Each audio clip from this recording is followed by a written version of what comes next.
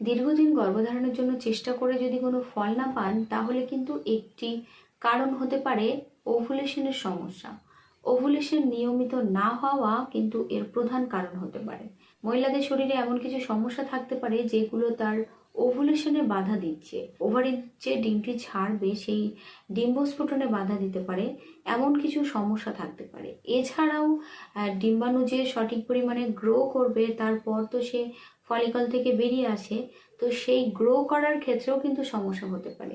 তো আজকের ভিডিওতে আমি এমন কিছু কারণ নিয়ে আলোচনা করব যেগুলো মহিলাদের ওভুলেশন না হওয়ার প্রধান কারণ। তো চলুন আমরা জেনে নিই মহিলাদের ওভুলেশন না হওয়ার প্রধান কারণগুলি কি।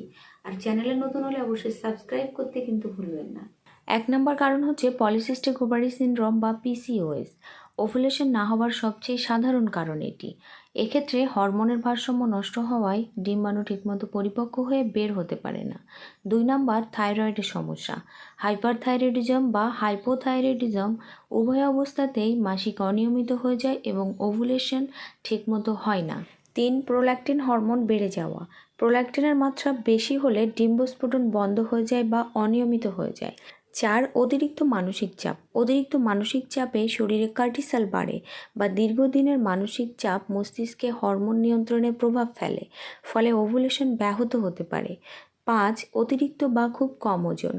স্থূলতা কিংবা অতিরিক্ত কম ওজন ক্ষেত্রেই কিন্তু হরমোনের ভারসাম্য নষ্ট হয়ে ওভুলেশন বন্ধ হতে পারে। 6 অতিরিক্ত ব্যায়াম। অতিরিক্ত কঠিন ব্যায়াম বা কষ্টসাধ্য ব্যায়াম করলে এবং পর্যাপ্ত ক্যালোরি গ্রহণ না করলে ডিম্বস্ফোরণ বন্ধ হয়ে যেতে পারে।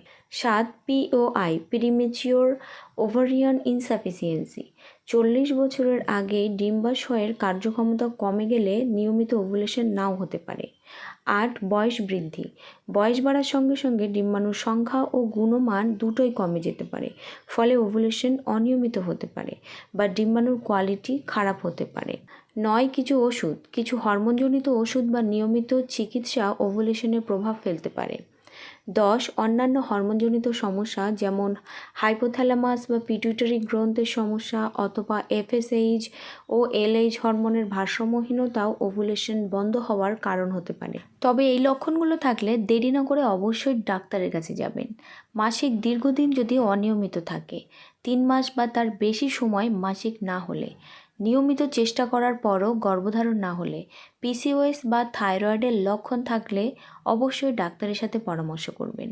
মনে রাখবেন, ওভুলেশন না হওয়ার কারণ নির্ণয়ে চিকিৎসক প্রয়োজনে আল্ট্রাসাউন্ড এবং রক্তের বিভিন্ন হরমোন পরীক্ষা, যেমন FSH, LH, prolactin, TSH, AMH ইত্যাদি টেস্ট করাতে পারেন।